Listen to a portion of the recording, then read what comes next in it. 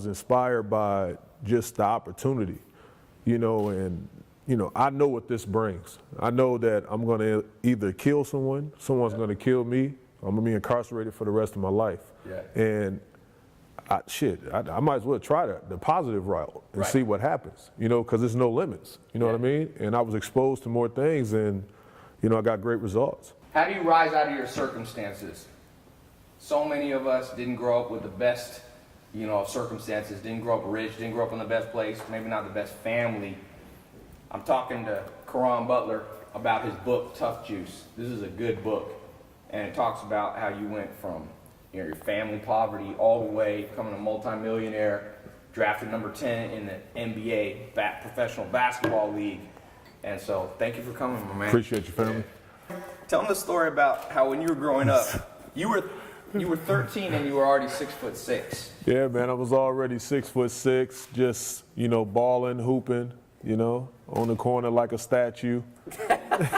But, didn't you say they didn't have shoes for you? I had to wear smaller shoe sizes all the time, so instead of having my natural size at 13, I always had to wear 11 and a half or a 12. Wow. That's like the Chinese foot binding. Yeah, man, it jacked my feet up. It jacked my feet up forever. But now I always wear a size bigger now, and I'm fortunate enough to get the right size shoe now. So you wear a size bigger just to say. Absolutely. Just to say, fuck it. You said I could. I didn't have the money. Now I got the money to get whatever I want. I didn't have it back in the day. Now I'm good. I'm blessed. So I'm very fortunate. What I want to talk about, we're talking about Caron's new book. It's actually a great book, because sometimes athletes put out books and they're not good. This one I personally read and vouched for. Appreciate that. Tough Juice. And by the way, Scott, Kobe Bryant wrote the foreword. Mamba. The Black Mamba wrote this. Now, for somebody watching, because I got an international crowd, you might not know too much about American basketball, but Caron pulled off one of the biggest achievements in sports. He was drafted 10th in the top 10 of the NBA. What was it, 02? Yeah, 2002. 2002, drafted number 10. So just put that in perspective.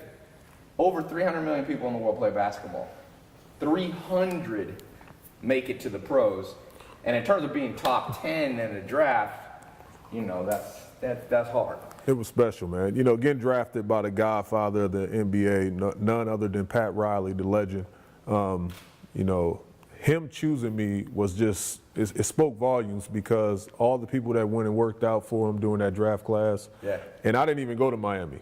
I thought I'd be gone in the draft by that time, and I slipped to number 10, and I got the phone call. He took me, and it changed my life forever.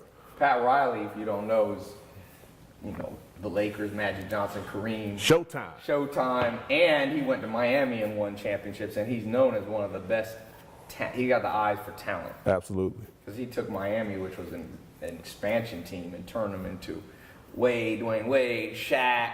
So now, one thing I want to talk about in this book, a few things, and this book's on Amazon, right? Absolutely. It's the best place to get it, Amazon.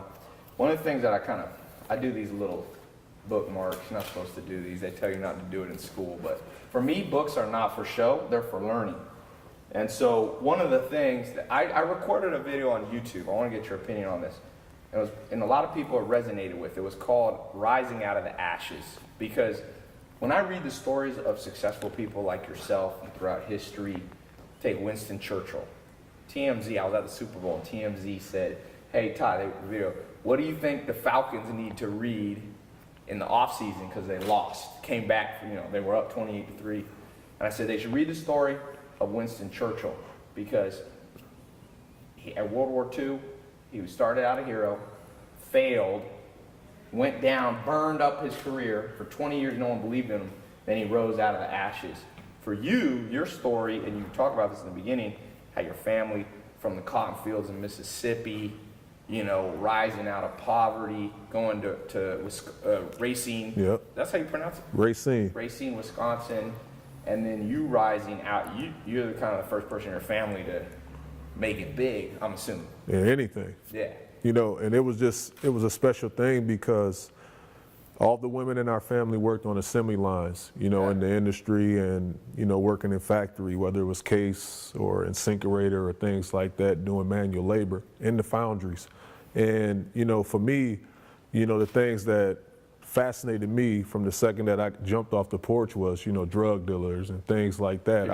You dealt drugs. Yeah, I sold drugs. You got that Jay-Z story. Yeah, I'd done everything, on the streets. And after I got incarcerated and went through that whole process when I got out, I was inspired by just the opportunity, and, I know what this brings. I know that I'm going to either kill someone's going to kill me, I'm going to be incarcerated for the rest of my life. Yeah. And I might as well try the positive route and see what happens, because there's no limits, what I mean? And I was exposed to more things and, I got great results.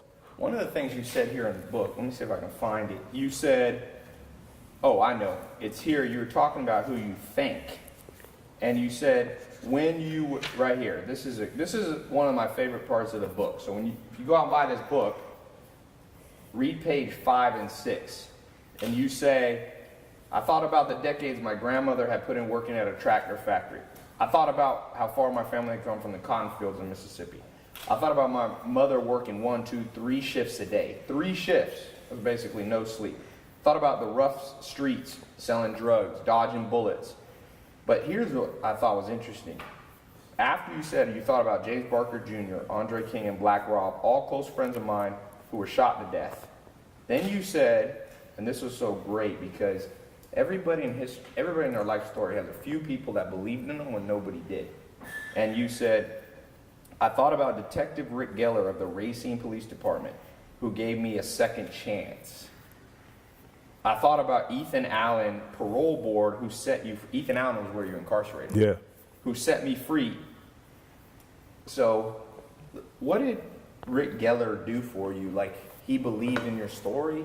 Like, it was so crazy because Rick Geller was a sergeant on the Racine Police Force, and I was in a drug raid as I was in high school playing high school basketball, and he comes into the house.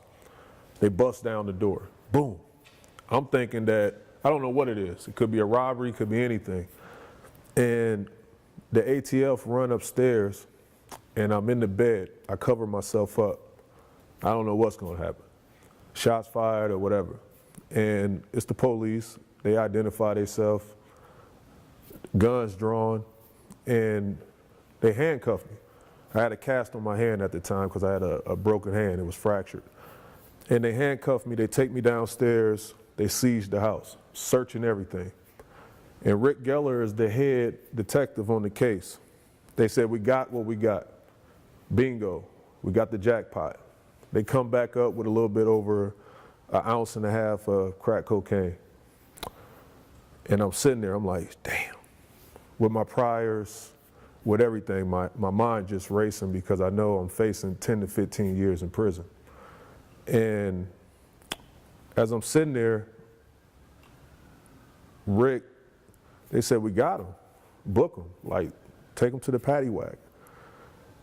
I don't think it's his. Huh. So he gave you the benefit of the doubt. He just gave me the benefit of the doubt, and we had a conversation before he uncuffed me. He didn't know I was an athlete. Yeah. Didn't know anything like that, but he just showed me favor. It was the weirdest thing because I've been in cars where someone flee the scene, and we sat there, and none of the stuff is ours, but because whoever fled the scene, everybody go to jail for what the situation is. And for them in this situation to have something and not charge They me. had something. Yeah, had more than something. That's what America's supposed to be founded on, is that you're innocent till proven guilty. And there's so many people rotting away in prison. My dad, when I was born, similar story. When my mom says, Ty, when I was pregnant with you, the FBI kicked the door down, put my dad in prison. My dad's from Harlem. That's why I was born in LA. He got put in an island prison called Terminal Island off LA in Long Beach. And there's so many people, though, rotting in prisons because of the system that they grew up in. Poverty creates crime, period. Rich people or people who have enough, they don't really, I've been to Sweden, Norway, the richest country in the world. There's very little crime. So you can just blame the people committing the crime selling drugs, but that's oversimplifying. You have to look at the bigger problem, and you have to, it's justice, but also mercy. So this guy had mercy on you, and look how you turned, how you turned out professional back, and he could have just ended that, but he had mercy, and that's the lesson for all of us to remember. Sometimes you got to have justice, but sometimes you have to give the benefit of the doubt and have mercy. I still, to this day, I still can't believe it. We talk on a daily. Really? Yeah, still to this day. He's part of the project that we're doing, going forward with the biopic. And, I've taken him on the book tour, went to the White House, Champions of Change. Yeah. Just rallying communities together, talking about the relationship between grassroots and community. Yeah. Because I had that. Yeah. Like, even with everything going on out there in the world, I had someone that showed me favor. So I had to say that, with all the bad, it's some good cops out there, some good people out there. I used to feel the same way. Yeah. I was arrested 11 or 12 times easy. Yeah. And this guy showed me favor that just changed my life, changed my whole perspective about a lot of things. Yeah, that's awesome. That's a great story. Now let me fast forward. So you growing up, family comes from poverty, like so many people. You get this mercy from this police officer, and some things transpire. You're drafted number 10 in the NBA draft 2002. Tell us best memory. You're there in the NBA. Who are some icons playing around you? You're this rookie. You remember the first time when you looked out and this guy walked on the court and you're like, man, I used to look up to you. Who was it? We got the shoes on right now, man. MJ came out there? MJ, fade away perfect. It was a dream come true. Did you guard him? Because you play off guard, right? I played his last game was in Miami. Really? Pat Riley, true story. Pat Riley come, he said, all right, I don't want to see nobody shake his hand. I know he's Michael Jordan, I don't give a shit. Nobody shake his hand, nobody conversate with him, nothing. Everybody like, all right, yeah, let's go get him. Like, let's go beat the Wizards, because he's playing with the Wizards. This is his last game. He's like 40 or whatever. Yeah, 40, still getting it. He's averaging 20 a game. Yeah. So, he's like, he comes out, standing ovation. And before the game start, before tip-off, Pat Riley said, hold up. Before the game start, I just want to let everybody know, Michael, you're the greatest. And he raises his number in the rafters at the Miami Airline Arenas. So even though he never played in Miami, so he got his number retired in Miami. That sounds good. Never been done in professional sports history. Another team retire your number. Team. That's why Obama said at that dinner, he said, Michael Jordan's so good that all they said, they can use him to compare to anything. It's like, you're the Michael Jordan of swimming. You're the Michael Jordan of business. Now he was the Michael Jordan of Miami, but he never played in Miami. Never played, but he's the greatest. Did you guard him? The whole time. He scored 20 points on me in the first quarter. Really? At the age of 40. Wait, how old were you? I was every bit of 20. Did he talk any crap to you? Yeah, of course. You're going to be good one day. Wait, you got a Snapchat this. Don't save. You don't need to. Just no, he's You're going to be good one day. You're going to be good one day. You're going to be good one day. That is classic. I can see. You never played against Larry Bird, but Larry Never Bird played against Larry. That. We have Zach in here somewhere. Or did Zach actually? Let me get. Zach's there. We say Zach looks like Larry Bird's uncle. Roll a little camera on there, Zach. And he favors Larry Legend. Larry Legend right there. You can close that. Press the app twice, close it, and delete it. Okay. So what did Michael Jordan say to you as a rookie? What crap did he talk? Man, he was just like too slow, and every time I do something. What did he say? He said that one. He said, "You'll be great one day." You'll be great one day, young fella. After he's 40 years old. Wait, let me get that one more time. And he's kicking me right here. What did Jordan say to you? You'll be great one day, young fella. You'll be great one day. I gotta remember that line. That's the way to talk shit on the court. You'll be good one day. Special, man. Pooh! We're talking about Jordan. We got Pooh Richardson here. He plays the basketball. He's a little bit ahead. What year did you retire, Pooh? 2000. Yeah, so he came in 2002. Right. Pooh, what's going on? What up, bro? It's good, family. How you, fam? How you? You good? See you. Everything's all right? Yes, sir. We got two lottery picks right here. Hey, but I gotta throw in my story. So here's my story about being drafted number 10.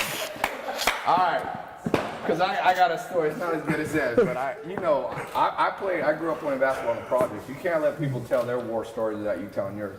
So I moved to North Carolina when I was 13. Never picked up a basketball. Played soccer out here. We moved next door to projects. So we lit our house. The bus stop was in the project. So I remember going to basketball court for the first time. I got there early. I don't know why. Everybody played basketball. I remember picking that ball up and being like, this is a hard sport. But I went crazy. I started playing 8-10 hours a day. That was at 13. So 15, I went to one of the biggest high schools in Raleigh. You know this basketball country in North Carolina. John Wall, League, Stackhouse, Jordan, all of them come from Michael Jordan from this league. So I go JV. I get on the JV team at this big inner city school. Biggest one is about 95% black. Me, I was the only Spanish guy there, and like 100 white kids. And then the coach came to me. This is my story. Make sure you get this. This is like being drafted. The varsity coach came to me and said, I'm putting you on varsity. And I was only a sophomore. This went on to win state championship.